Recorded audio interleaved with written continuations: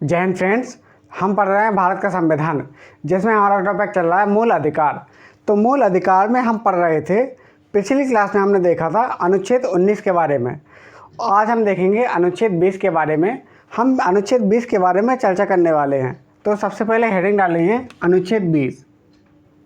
अनुच्छेद 20। अब ये अनुच्छेद 20 क्या बोलता है, आइए हम इसके बारे में देखते हैं। जैसे अनुच्छेद 20 बोलता है कि अपराधों के लिए दोष सिद्धि के संबंध में संरक्षण। जो अपराध होते हैं, तो अपराध में दोष सिद्धि के संबंध में क्या क्या संरक्षण है, हम इसके बारे में चर्चा करेंगे। तो सबसे पहले बात आती है अनुच्छेद 20। इसमें हमारे पास दो बातें शामिल हो जाती हैं।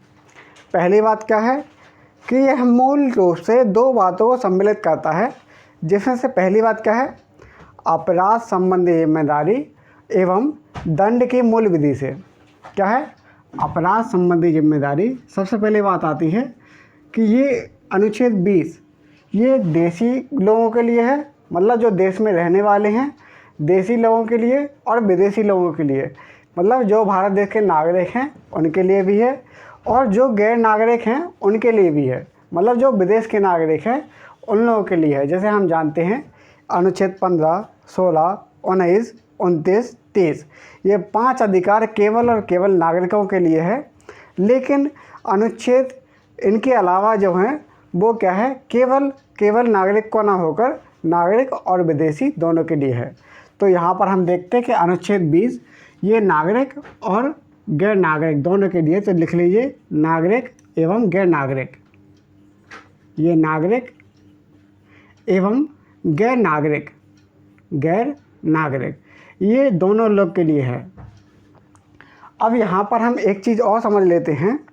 अनुच्छेद 20 में हमें दो बातें पढ़ने मिलेंगी। सबसे पहले क्या मिलेगी, यहाँ पर मिलेगी जो अपराध संबंधी जिम्मेदारी है एवं दंड की मूल विधि, हम इनके बारे में जानेंगे। तो अपराध संबंधी जिम्मेदारी एवं दंड की मूल विधि से। तो पहले लिखिए अपराध संबंधी जिम्मेदारी एवं दंड की मूल विधि। क्या हम देखेंगे, अपराध संबंधी जिम्मेदारी एवं दंड की मूल विधि। अगर देखा जाए तो अनुच्छेद 20 को हम 3 पार्ट में डिवाइड करते हैं। पहला होता है अनुच्छेद 20(1), 20(2) और 20(3). अनुच्छेद 20(1), 2 और 3। जो यहाँ पर हमने दो बातें कही हैं, उसमें से जो पहली बात आती है, पहली बात क्या बोलती है, जो पहली बातें हैं वो बोलती है कि अपराध संबंधी जिम्मेदारी एवं दंड की मूल विधि। जो पहला है अनुच्छेद 20(1), ये बताता है अपराध संबंधी जिम्मेदारी, जो अपराध है, अपराध संबंधी जिम्मेदारी एवं दंड की मूल विधि, दंड की मूल विधि से, दंड की मूल विधि। इसका संबंध किससे है, इसका संबंध है अपराध संबंधी जिम्मेदारी एवं दंड की मूल विधि से। और दूसरा हमारे पास क्या है, जो अनुच्छेद 20(2) और अनुच्छेद 20(3), ये क्या है, अनुच्छेद 20(2) और 20(3) ये है अपराध सिद्धि की प्रक्रिया से, जो अपराध सिद्ध हो रहा है उसकी प्रक्रिया से। ये क्या है, अपराध सिद्धि की प्रक्रिया से, अपराध सिद्धि की प्रक्रिया। जो अपराध सिद्धि की प्रक्रिया है उसका संबंध किससे है, अनुच्छेद 20(2) और 20(3) इनसे है। तो हम इनके बारे में विस्तार से चर्चा करेंगे। तो सबसे पहले बात आ जाती है कि अनुच्छेद 20(1) क्या है। तो हम 20(1) के बारे में जानेंगे, फिर हम जानेंगे अनुच्छेद 20(2) और 20(3), हम इनके बारे में चर्चा करेंगे। तो हेडिंग डाल लीजिए अनुच्छेद 20(1). हेडिंग डाल लीजिए अनुच्छेद 20(1). अभी हमने चर्चा की कि हम क्या पढ़ने वाले हैं। अब इसके बाद हम जो हम पढ़ने वाले हैं उसके बारे में विस्तार से चर्चा करेंगे। तो हेडिंग डाल लीजिए अनुच्छेद 20(1). जैसे हम डालते हैं हेडिंग अनुच्छेद 20(1), तो अनुच्छेद 20(1) क्या बोलता है, अनुच्छेद 20(1) बोलता है कि कोई भी विधि विगत तिथि से लागू नहीं होगी। कोई भी विधि विगत तिथि से लागू नहीं होगी। विधि का मतलब क्या है, कानून। कोई भी कानून विगत तिथि से लागू नहीं होगा। विगत तिथि मतलब पहले वाली तिथि से लागू नहीं होगा। इसके बारे में हम चर्चा करते हैं। कोई भी विधि, यहाँ पे लिख लेंगे पहले, कोई भी विधि विगत तिथि से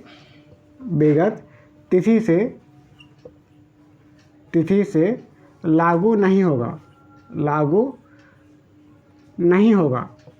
कोई भी विधि विगत तिथि से लागू नहीं होगी। हम इनके बारे में चर्चा करेंगे। अब इसका मतलब क्या है कि कोई भी विधि विगत तिथि से लागू नहीं होती, कोई भी विधि। अब इसके बारे में हम जब पढ़ते हैं, कोई भी किताब पढ़ते हैं, तो उसमें यही लिखा रहता है कि कोई भी विधि विगत तिथि से लागू नहीं होगी। तो कोई भी विधि मतलब कानून, तो कोई भी कानून विगत तिथि से लागू नहीं होगा। विगत तिथि मतलब पहले की तारीख से कोई भी कानून पहले की तारीख से लागू नहीं होगा। इसका मतलब ये है। अब इसका उदाहरण से हम समझ सकते हैं। इसका हम एक उदाहरण से समझ सकते हैं। जैसे एक व्यक्ति है और उसने कोई जघन्य अपराध किया है। मान लीजिए कि एक व्यक्ति है, उसने कोई अपराध किया है कि मान लो किसी की हत्या कर दी, किसी की हत्या की है और उस हत्या के लिए 10 साल का सज़ा का प्रावधान है। यदि कोई व्यक्ति है, एक व्यक्ति कौन है? एक व्यक्ति ए है और उसने किसी दूसरे व्यक्ति बी की हत्या कर दी है। इसकी बी की हत्या कर दी है। तो इसके लिए जो कानून है, कानून ये बोलता है, मान लीजिए कि कानून ये बोलता है कि इसके लिए हत्या के लिए 10 साल की सज़ा का प्रावधान है। 10 साल की सज़ा का प्रावधान है। ठीक है। ये कब है? आज तक। मतलब मान लीजिए कि आज तक ये 10 साल की सज़ा तक का प्रावधान है। अब फिर क्या हुआ? फिर यह हुआ कि इसने क्या किया? हत्या कर दी और 10 साल की सज़ा है इसके लिए। अब मान लीजिए कि कल एक कानून बनाया जाता है या फिर कुछ दिनों बाद एक कानून बनाया जाता है कि हत्या के बाद जो हत्या है, अगर हत्या जैसा एक अपराध किया है और उस हत्या के बाद उम्र कैद की सज़ा होगी। उसके हत्या के बाद उम्र कैद की सज़ा होगी। उम्र कैद की सज़ा होगी। मतलब ये जो घटना थी, मान लीजिए ये घटना थी 22 अगस्त। ये घटना 22 अगस्त की थी कि 22 अगस्त को एक व्यक्ति ए ने व्यक्ति बी की हत्या की और उसको 10 साल की सज़ा सुना दी गई। यदि क्या होता है, कानून बना, अगर यहाँ पर विधायिका और कार्यपालिका ने कानून बनाया कि हत्या करने के बाद एक जो सज़ा मिलेगी वो मिलेगी उम्र कैद। हत्या करने के बाद उम्र कैद मिलेगी। और ये कब बनाया? मान लीजिए ये 24 अगस्त को ये कानून बनाया। 24 अगस्त को ये कानून बनाएगा। चूँकि हमारा 20(1) अनुच्छेद क्या बोलता है? अनुच्छेद 20(1) बोलता है कि कोई भी विधि विगत तिथि से लागू नहीं होगी। मतलब यहाँ पर क्या है? 24 अगस्त को कानून बनाया है। तो इस मामले में क्या होगा कि उस व्यक्ति को 10 साल की सज़ा ही सुना दी जाएगी। उसको क्या होगा? 10 साल की सज़ा ही सुना दी जाएगी। उसको उम्र कैद की सज़ा नहीं सुनाई जाएगी, क्योंकि उसका फैसला तो मान लो बाद में हो रहा है, लेकिन उसने जो कृत्य है कारित किया है 22 अगस्त को, उसने 22 अगस्त को एक घटना घटित की है, इसलिए उसको सज़ा सुना दी जाएगी। उसको सज़ा सुनाई जाएगी 10 साल की, ना कि उसको उम्र कैद की सज़ा सुनाई जाएगी। ठीक है। तो हमने देखा अनुच्छेद 20(1). अब अनुच्छेद 20(1) में हम अगर देखते हैं तो कुछ बातें और आ जाती हैं।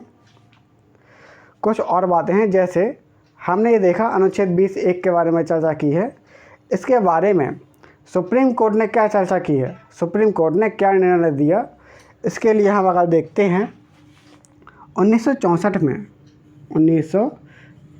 में सर्वोच्च न्यायालय ने, यानी सुप्रीम कोर्ट ने क्या कहा? 1964 में सर्वोच्च न्यायालय ने एक निर्णय देते हुए कहा कि यदि नई विधि आरोपी या अभियुक्त को लाभ पहुंचा रही है, यदि कोई विधि आरोपी या अभियुक्त को लाभ पहुंचा रही है, तो उसे ध्यान में रखा जा सकता है। क्या कहा? न्यायालय ने एक बहुत ही अच्छी बात बोली कि यदि कोई विधि किसी अभियुक्त को या आरोपी को लाभ पहुंचा रही है तो इस बारे में हम इसको ध्यान रख सकते हैं। जैसे यहाँ पे क्या हुआ कि हम सज़ा बढ़ा नहीं सकते हैं। अगर मान लो क्या हुआ, अगर 24 तारीख को, इसको हम दोबारा समझते हैं, यदि 24 अगस्त को एक कानून बना, उसने 22 अगस्त को क्या हो गया था, उसने 22 अगस्त को व्यक्ति ए ने व्यक्ति बी की हत्या कर दी, और 24 अगस्त को कानून बना कि हत्या करने के बाद उसको 5 साल की सज़ा सुना दी गई, 5 साल की सज़ा सुना दी गई। तो हम क्या करेंगे, चूँकि इसमें क्या हो रहा है कि सज़ा कम हो रही है, मतलब व्यक्ति को थोड़ा लाभ पहुंच रहा है, तो इस कंडीशन में क्या होगा कि न्यायालय इसको ध्यान में रख सकती है, मतलब इस पर विचार कर सकती है,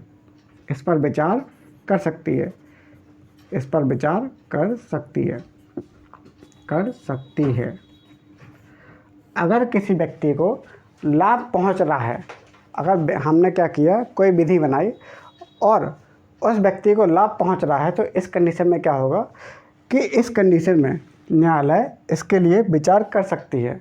तो हमने ये देखा। अब इसको हम एक और तरह से समझ सकते हैं कि यदि दंड की विधि, जो दंड की मात्रा है, पूर्ण पहले की जो विधि है उससे लागू हो जाएगी, लेकिन जो सुनवाई की प्रक्रिया है वो नई विधि के अनुसार हो सकती है।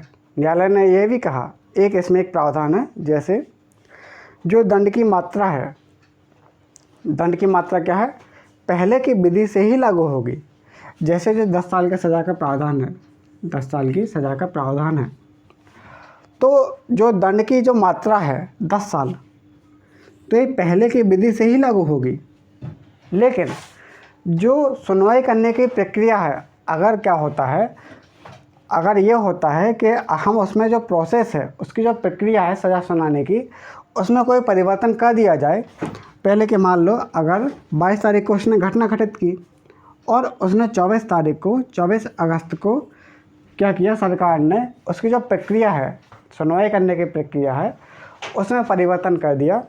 तो प्रक्रिया में जो परिवर्तन किया है, तो इससे क्या होगा कि जो सज़ा की मात्रा है वो परिवर्तित नहीं होगी, लेकिन जो उसकी प्रक्रिया है, सुनवाई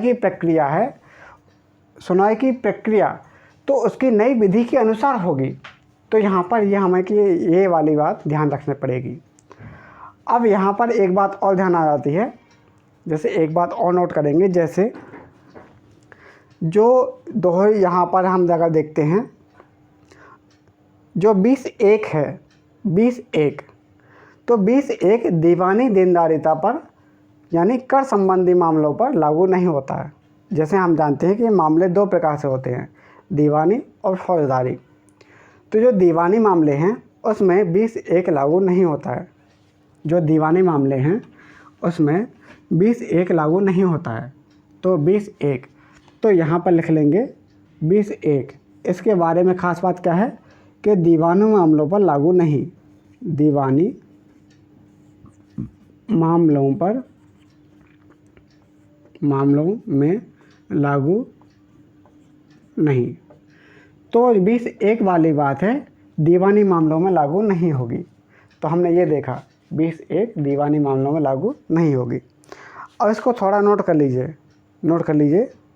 अनुच्छेद 20 के बारे में देखिए। सबसे पहले अनुच्छेद 20 क्या बोलता है, अपराधों के लिए दोष सिद्धि के संबंध में संरक्षण।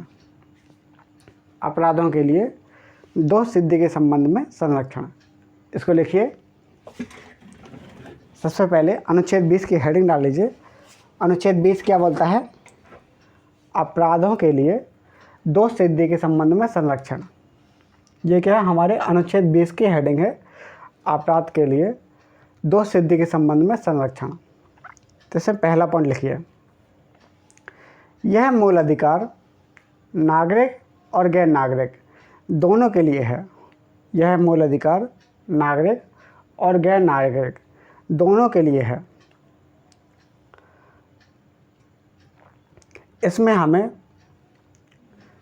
इस मूल अधिकार को हम 3 पार्ट में डिवाइड कर सकते हैं, अनुच्छेद 20(1), 20(2) और 20(3) हम इनमें डिवाइड कर सकते हैं, जहाँ पर 20(1) का संबंध है अपराध संबंधी जिम्मेदारी एवं दंड की मूल विधि से।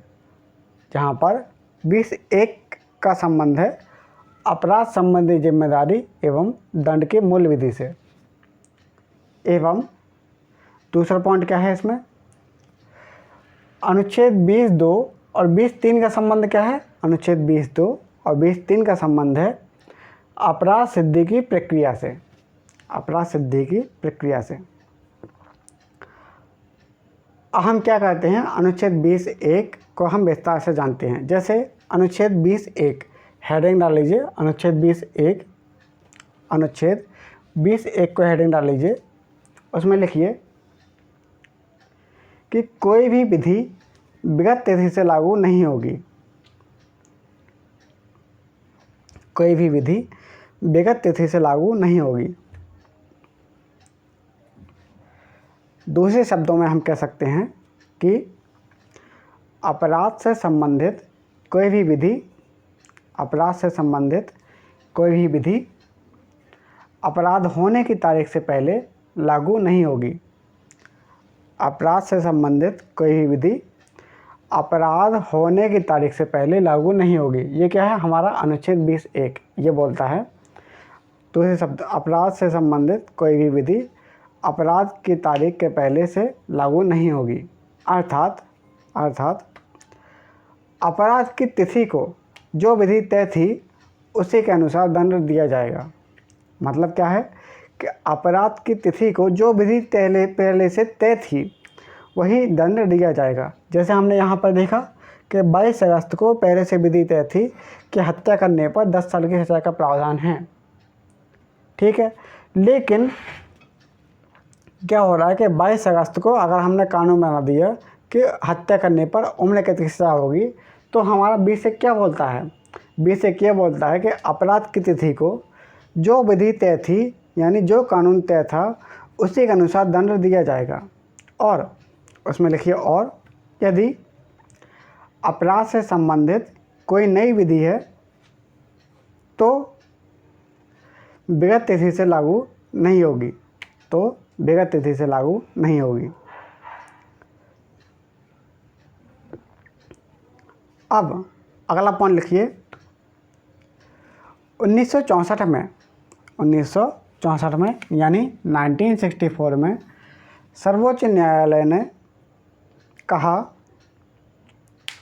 1964 में सर्वोच्च न्यायालय ने कहा कि अगर नई विधि आरोपी या अभियुक्त को, अगर नई विधि आरोपी या अभियुक्त को लाभ पहुंचा रही है तो उसे ध्यान में रखा जा सकता है। अगर नई विधि आरोपी या अभियुक्त को लाभ पहुंचा रही है तो उसे ध्यान में रखा जा सकता है। तो हमने ये लिखा। अब इसके बाद एक अगला पॉइंट लिखिए, बहुत ही इम्पोर्टेंट पॉइंट, कि दंड की मात्रा पूर्व विधि से लागू होगी। जो दंड की मात्रा है पहले की विधि से लागू होगी। जो दंड की मात्रा है यानी 10 साल, कोई भी अगर मात्रा है वो तय है कि 10 साल है या फिर 20 साल है, जो भी तय है, तो दंड की मात्रा पहले की विधि से लागू होगी। लेकिन सुनवाई की प्रक्रिया नई विधि के अनुसार हो सकती है। सुनवाई की प्रक्रिया है नई विधि के अनुसार हो सकती है। तो हमने यहाँ पर देखा अनुच्छेद 20(1). अब इसमें एक अगला पॉइंट भी लिखिए, जैसे क्या है, दीवानी देनदारिता पर, दीवानी देनदारिता पर, यानी जो कर संबंधी मामले हैं, जो दीवानी मामले हैं, उनमें 20(1) लागू नहीं होता है। जो दीवानी मामले हैं, दीवानी मामलों में 20(1) लागू नहीं होता है। तो हमने देखा अनुच्छेद 20(1). अनुच्छेद 20(1) में चर्चा करने के बाद हम अब देखेंगे अनुच्छेद 20(2). तो हेडिंग डाल लीजिए अनुच्छेद 20(2). अनुच्छेद 20(2) हम इनके बारे में चर्चा करेंगे कि अनुच्छेद 20(2) क्या बोलता है। अनुच्छेद 20(2) यानी हमारा जो अनुच्छेद है मूल अधिकार का अनुच्छेद 20(2) है। हम इनके बारे में चर्चा करेंगे कि हमारा अनुच्छेद 20(2) क्या बोलता है। आइए हम देखते हैं। जैसे अनुच्छेद 20(2) बोलता है कि दोहरी आपराधिकता नहीं। दोहरी आपराधिकता नहीं मतलब क्या है कि यदि कोई व्यक्ति ने एक अपराध किया है और मुकदमे के द्वारा उसको दंडित किया हुआ है तो एक ही अपराध के लिए न्यायालय उसको 2 बार सज़ा नहीं सुना सकती है। मतलब क्या है, तो 20(1) की यहाँ हम अगर लैंग्वेज देखी जाए, एक शब्द में देखेंगे अगर 20(2) को अगर हम एक शब्द में देखेंगे तो 20(2) क्या बोलता है कि दोहरी आपराधिकता नहीं। क्या बोलता है?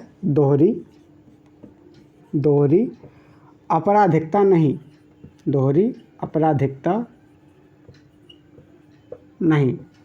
दोहरी आपराधिकता नहीं। हम इसके बारे में अगर देखते हैं कि दोहरी आपराधिकता नहीं, इसका मतलब क्या है? इसका मतलब ये है कि यदि कोई व्यक्ति ने, इसका मतलब सीधा सीधा ये बोलता है कि दोहरी आपराधिकता नहीं, इसका सीधा अर्थ ये है कि एक ही अपराध के लिए 2 बार दंड नहीं दिया जाएगा। एक ही अपराध के लिए 2 बार दंड नहीं दिया जाएगा। दूसरे शब्दों में हम कह सकते हैं कि यदि कोई व्यक्ति ने अपराध किया है, यदि कोई व्यक्ति ने अपराध किया है और मुकदमे के द्वारा दंडित हुआ है, अगर किसी व्यक्ति ने अपराध किया है और मुकदमे के द्वारा दंडित हुआ है तो एक ही अपराध के लिए न्यायपालिका 2 बार दंड नहीं देगी। न्यायपालिका 2 बार दंड नहीं देगी।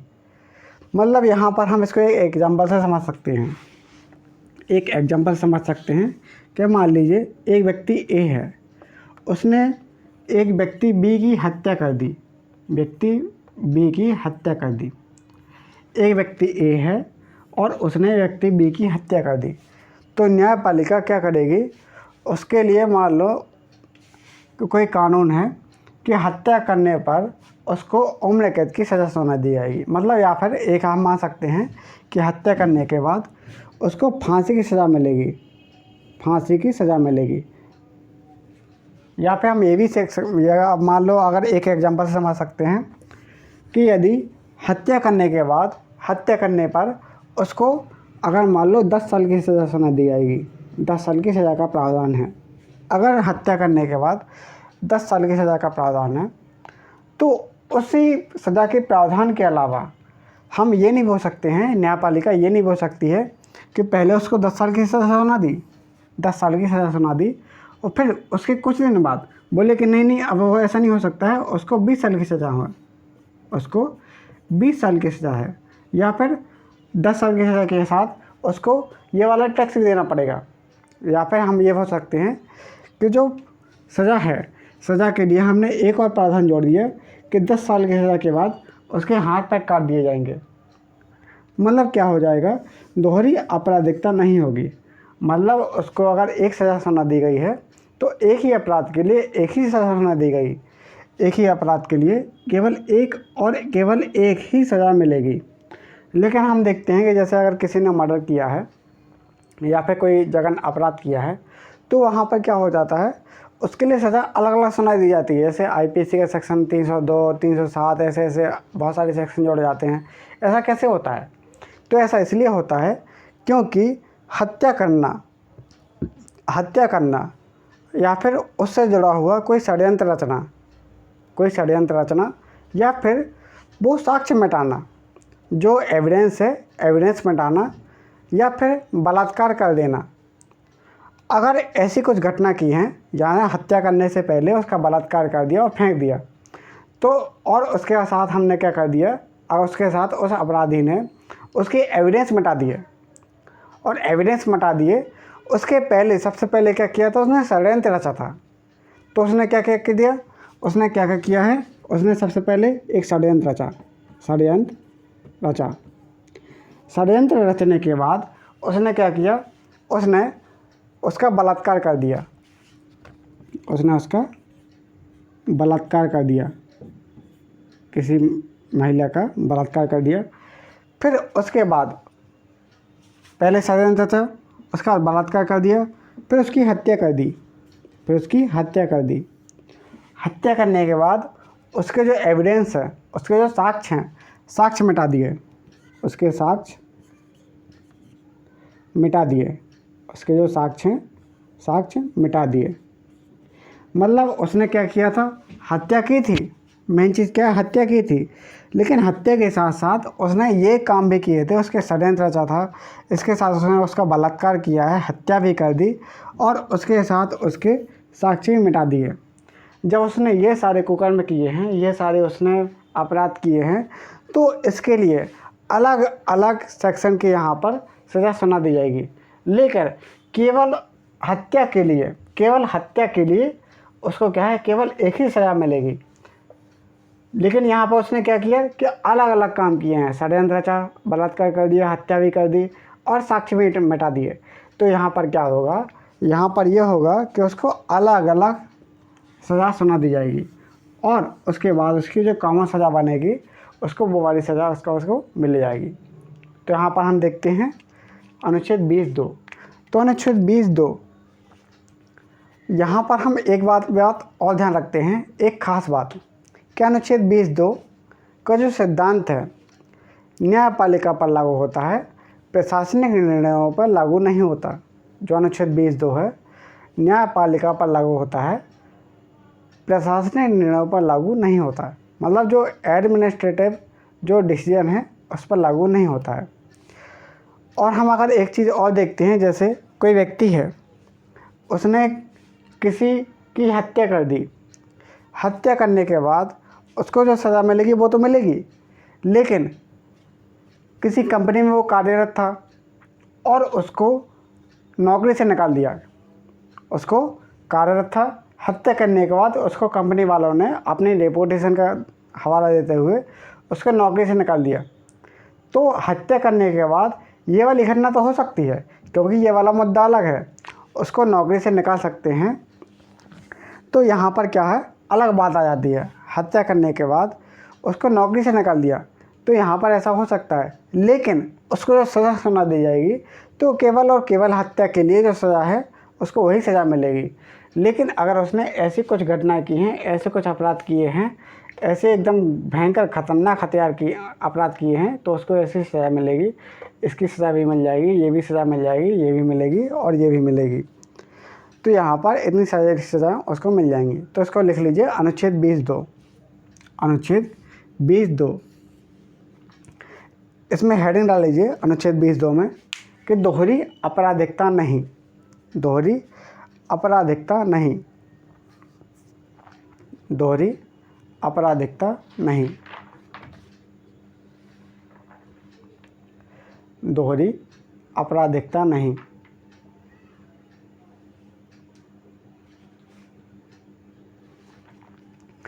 इसमें लिख लीजिए, इसका मतलब है, अर्थात दोहरी आपराधिकता नहीं, अर्थात एक ही अपराध के लिए 2 बार दंड नहीं दिया जाएगा, एक ही अपराध के लिए 2 बार दंड नहीं दिया जाएगा,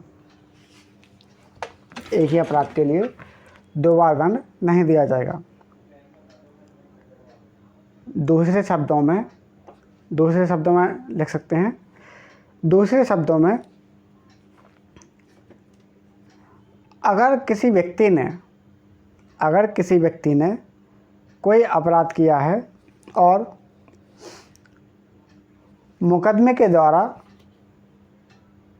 दंडित हुआ है, अगर किसी व्यक्ति ने अपराध किया है और मुकदमे के द्वारा दंडित हुआ है, तो एक ही अपराध के लिए न्यायपालिका 2 बार दंड नहीं देगी।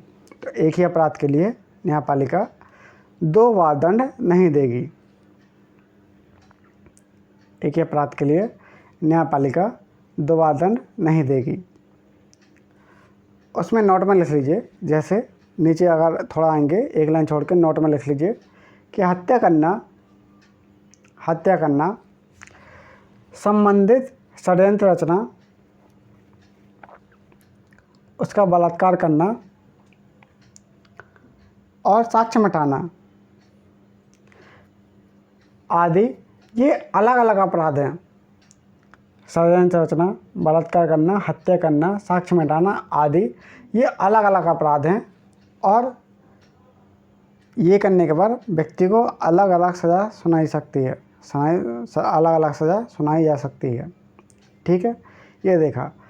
अब इसमें एक नोट में और लिख लीजिए, नोट में एक अगला पॉइंट लिखिए कि यदि विदेशी न्यायालय ने किसी व्यक्ति को किसी दोष के आधार पर दंडित किया, यदि विदेशी न्यायालय ने किसी व्यक्ति को किसी दोष के आधार पर दंडित किया है और वह व्यक्ति यदि भारत लाया गया या फिर आया है और भारतीय कानून के तहत भी उसने अपराध कर दिया तो भारत में दिया जाने वाला दंड दोहरी आपराधिकता में नहीं आएगा कि उसने दूसरे देशों पर अपराध किया है। मतलब जो उसने क्या कर दिया, इसको हम अगर समझते हैं दूसरे शब्दों में कि कोई व्यक्ति है, इतना लिखने के बाद अगर हम समझते हैं कि मान लो एक व्यक्ति ए है, उसने पाकिस्तान जाकर एक अपराध किया है और पाकिस्तान के न्यायालय ने उसको सज़ा सुना दी है। और वही व्यक्ति जब भारत आया और उसने एक अपराध किया जो भारत के कानून के तहत उसको सज़ा मिलनी थी, तो यहाँ पर क्या होगा कि जो सज़ा है यहाँ पर दोहरी आपराधिकता है, ये वाला कानून नहीं लागू होगा। यहाँ पर दोहरी आपराधिकता का कानून नहीं लागू होगा, मतलब उसको भारत के कानून के तहत सज़ा सुना दी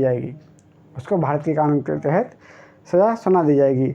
उसमें हम इस आधार को नहीं दे सकते हैं कि उसे दूसरे देशों में दंड दिया जा चुका है। उसे हम इस आधार पर नहीं देख सकते हैं कि उसे दूसरे देशों में दंड दिया जा सका है, मतलब उसको वहाँ भी सज़ा मिलेगी और यहाँ भी सज़ा मिल सकती है। तो यहाँ पर हम ये वाली बात ध्यान रखेंगे। तो हमने देखा अनुच्छेद 20(2). अब ये भी हो सकता है कि यदि कोई व्यक्ति है और उसने एक बार अगर मर्डर कर दिया और उसने 10 साल की सज़ा काट ली, तो ऐसा नहीं है कि उसको जब दोबारा मर्डर कर देगा तो उसको सज़ा नहीं मिलेगी। यहाँ पर ये भी है कि अगर किसी व्यक्ति ने एक अपराध किया है, जैसे उसने अगर एक बार चोरी की है तो उसको 3 महीने की सज़ा हो गई। मान लीजिए कि अगर उसने चोरी की है, उसको 3 महीने की सज़ा हो गई, तो ऐसा नहीं है कि उसको कभी सज़ा नहीं मिलेगी अब चोरी की, ऐसा नहीं है। अगर उसने एक बार चोरी की है तो उसको 3 महीने की सज़ा मिल गई। उसके बाद अगर वो दोबारा चोरी करेगा तो उसको फिर से सज़ा मिलेगी। उसने तीसरी बार अगर चोरी कर दी तो उसके बाद फिर से सज़ा मिलेगी। मतलब ऐसा नहीं कि उसने अगर एक बार अपराध कर दिया तो उसको तो कभी सज़ा नहीं होगी उस वाली अपराध की, ऐसा नहीं है। उसको ये हो जाएगा कि उसने जितनी बार अपराध करेगा उसको उतनी बार सज़ा मिलेगी, लेकिन एक ही अपराध के लिए उसको 12 बार सज़ा नहीं मिलेगी। अगर एक बार उसने चोरी की है तो उसको एक बार सज़ा दे दो, फिर दूसरी बार सज़ा दे दो, ऐसा नहीं होगा। उसको एक बार अपराध के लिए केवल एक ही सज़ा मिलेगी। तो हमने देखा अनुच्छेद 20(2). अब हम देखते हैं अनुच्छेद 20(3). तो अनुच्छेद 20(3) लिख लीजिए। अनुच्छेद 20(3) के बारे में हम अगर चर्चा करते हैं तो अनुच्छेद 20(3) लिख लीजिए। अनुच्छेद 20(3) क्या बोलता है? अनुच्छेद 20(3) ये बोलता है, अगर विस्तार से समझा जाए तो अनुच्छेद 20(3) ये बोलता है किसी को स्वयं के विरुद्ध साक्ष्य देने के लिए बाध्य नहीं किया जाएगा। किसी को स्वयं के विरुद्ध साक्ष्य देने के लिए बाध्य नहीं किया जाएगा। मतलब क्या है कि कोई व्यक्ति है और उसने कोई अपराध किया है तो पुलिस के द्वारा उसको साक्ष्य देने के लिए बाध्य नहीं किया जाएगा कि भाई अब एक काम करो, जुर्म कबूलो, तुम बताओ कैसे अपराध किया था। मतलब उसको साक्ष्य के लिए बाध्य नहीं किया जाएगा। यहाँ पर यह हमारा 20(3) क्या बोलता है, अनुच्छेद 20(3) हमें बोलता है, अनुच्छेद 20(3) ये बोलता है कि किसी भी व्यक्ति को स्वयं के विरुद्ध साक्ष्य देने के लिए बाध्य नहीं किया जाएगा। किसी व्यक्ति को स्वयं के विरुद्ध साक्ष्य देने के लिए बाध्य नहीं किया जाएगा। लेकिन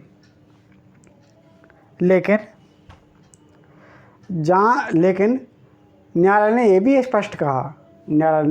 स्पष्ट कहा कि जांच की प्रक्रिया में सहयोग करना होगा। जो जांच की प्रक्रिया है उसमें सहयोग करना होगा, जैसे आवश्यकता अनुसार अंगूठे का निशान, फिंगरप्रिंट जांच करना कि उसके जैसे मान लो उसने कोई अपराध किया है और वहाँ पर कुछ उंगलियों के निशान मिले हैं, तो फिंगरप्रिंट के द्वारा हम उसको ये चेक कर सकते हैं कि अपराध इसी ने किया है क्या, हम इसको ऐसे चेक कर सकते हैं।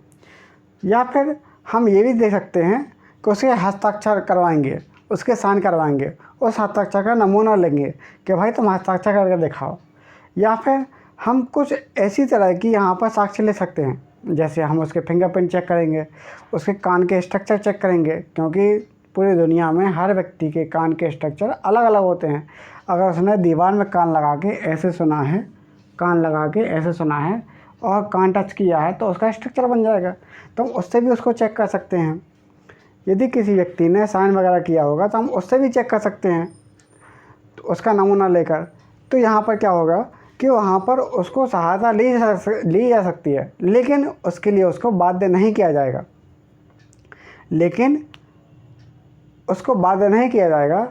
लेकिन यहाँ पर ध्यान रखने वाली बात है कि उसमें सहयोग लिया जा सकता है। इसलिए हम देखते होंगे, आपने मूवी वगैरह में देखा होगा, मूवी में होता है जैसे कोर्ट की प्रक्रिया वगैरह सुनते हैं तो उसमें लिखा होता है कि पुलिस की जो गवाही है वो मान्य नहीं है, पुलिस में जो गवाही हुई है वो मान्य नहीं है। लेकिन यहाँ पर ध्यान रखने वाली बात है, क्या है, ध्यान रखने वाली बात है कि अगर जो उसके फिंगरप्रिंट हैं वो ले लिया हो या फिर हस्ताक्षर किया जाए तो उसको मान सकते हैं।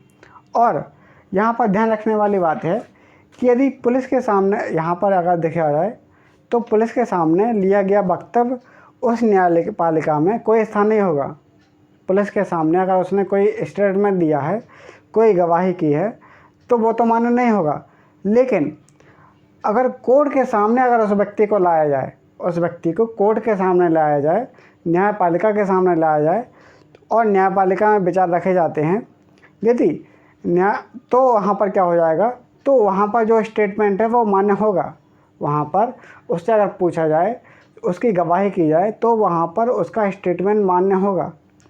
और इसमें एक बार ख़ास बात और देखते हैं कि यदि न्यायपालिका ने किसी को विशेष तौर पर वक्तव्य लेने के लिए या फिर उसका स्टेटमेंट लेने के लिए नियुक्त किया है, तब उसके सामने लिया गया वक्तव्य न्यायपालिका में मान्य होगा।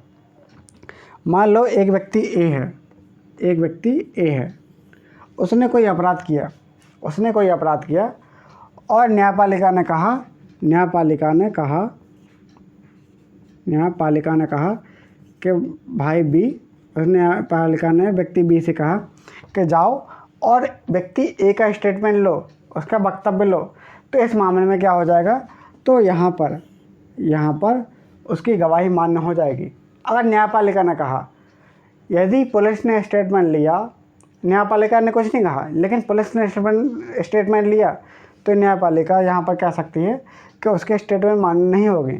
लेकिन अगर न्यायपालिका ने किसी व्यक्ति को नियुक्त किया उसके वक्तव्य लेने के लिए, उसके स्टेटमेंट लेने के लिए, तो यहाँ पर क्या होगा, उसके जो स्टेटमेंट है वो मान्य हो जाएंगे। तो यहाँ पर उसके स्टेटमेंट मान्य हो जाएंगे। अब एक केस हुआ था सन 2010 में, सेल्वी बनाम कर्नाटक राज्य। इसमें लिख लीजिए 2010 में एक केस हुआ था, 2010 लिख लीजिए।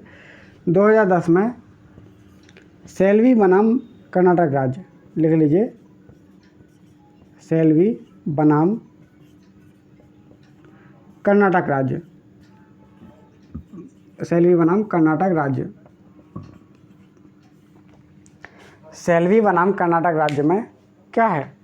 सेल्वी बनाम कर्नाटक राज्य में सर्वोच्च न्यायालय ने कहा सेल्वी बनाम कर्नाटक राज्य में सर्वोच्च न्यायालय ने कहा कि किसी भी व्यक्ति को, सेल्वी बनाम कर्नाटक राज्य में सर्वोच्च न्यायालय ने या फिर न्यायपालिका ने कहा कि किसी भी व्यक्ति को उसकी सहमति के बिना, किसी व्यक्ति को उसकी सहमति के बिना नार्को टेस्ट या पॉलीग्राफी टेस्ट के लिए बाध्य नहीं किया जाएगा, यानी मजबूर नहीं किया जाएगा।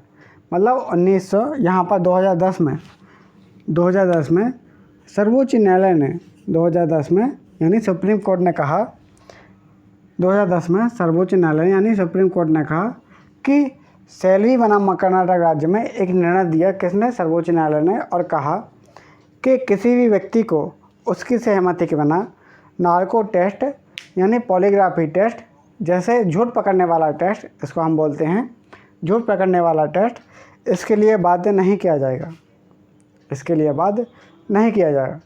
और ऐसा मानवाधिकार ने भी कहा है, मानवाधिकार ने कहा है कि इससे कि व्यक्ति की स्वतंत्रता का हनन होता है, इससे व्यक्ति की स्वतंत्रता का हनन होता है। तो हमने देखा अनुच्छेद 20(3), इसके बारे में थोड़ा लिख लीजिए, इसके बारे में अनुच्छेद 20 के बारे में 20(3) के बारे में थोड़ा लिख लीजिए। जैसे अनुच्छेद 20(3) के अंतर्गत, अनुच्छेद 20(3) की हेडिंग डाल लीजिए, अनुच्छेद 20(3), इसके अंतर्गत लिख लीजिए कि अनुच्छेद 20(3) के अंतर्गत किसी को स्वयं के विरुद्ध साक्ष्य देने के लिए बाध्य नहीं किया जाएगा।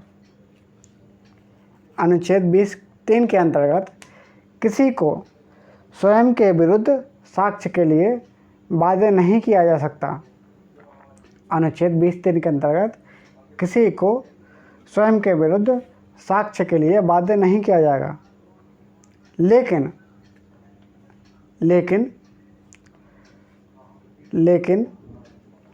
1961 में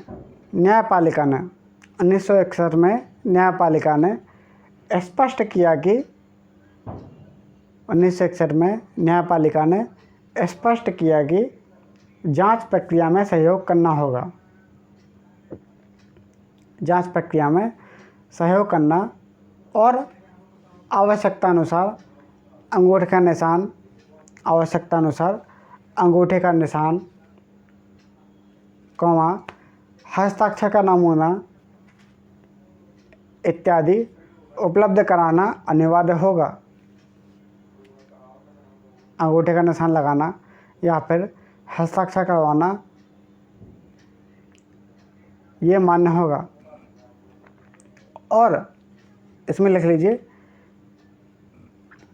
इसमें अपराधी मौन भी रह सकता है, इसमें अपराधी मौन भी रह सकता है। मतलब अपराधी कुछ ना बोले, ऐसा भी हो सकता है कि वो पुलिस का अगर स्टेटमेंट चल रहा है, पुलिस उससे पूछताछ कर रही है, तो व्यक्ति मौन भी रह सकता है।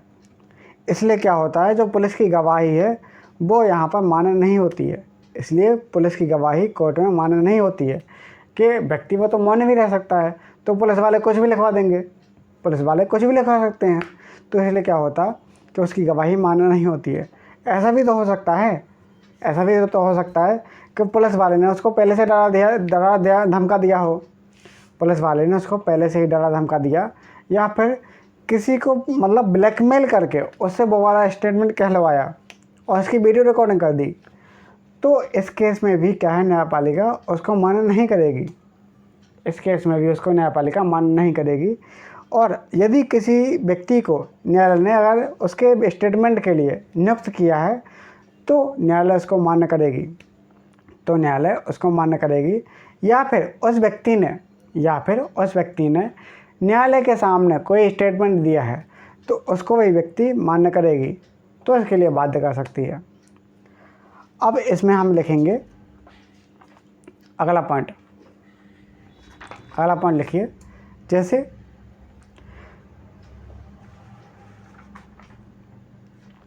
जैसे हमने देखा अपराधी मौन भी रह सकता है, इसमें लिखिए जैसा कि हमने देखा कि अपराधी मौन भी रह सकता है, अपराधी मान्य भी रह सकता है। इसलिए पुलिस के सामने किया गया वक्तव्य इसलिए पुलिस के सामने किया गया वक्तव्य उस न्यायपालिका में कोई स्थान नहीं है। इसलिए पुलिस के सामने किया गया वक्तव्य का न्यायपालिका में कोई स्थान नहीं है। न्यायपालिका में कोई स्थान नहीं है जब तक कि न्यायपालिका के सामने यानी जज के सामने विचार नहीं रखे जाते। न्यायपालिका के सामने यानी जज के सामने विचार नहीं रखे जाते। उसी में एक अगला पॉइंट लिखिए, यदि न्यायपालिका ने किसी व्यक्ति को विशेष तौर पर वक्तव्य लेने के लिए या फिर स्टेटमेंट लेने के लिए यदि न्यायपालिका ने किसी को विशेष तौर पर वक्तव्य लेने के लिए या स्टेटमेंट लेने के लिए नियुक्त किया है, तब उसके सामने लिया गया वक्तव्य न्यायपालिका में मान्य होगा। तब उसके सामने लिया गया वक्तव्य न्यायपालिका में मान्य होगा।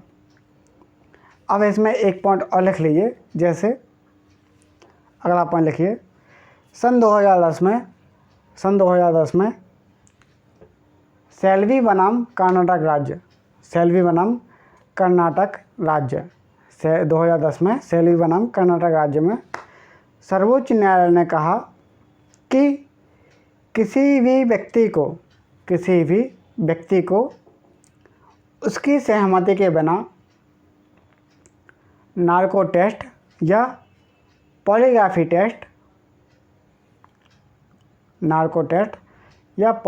टेस्ट अर्थात झूठ पकड़ने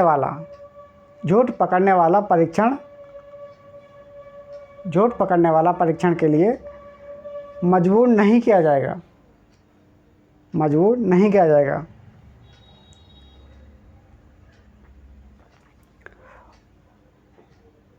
और मानवाधिकार ने भी ऐसा ही कहा है।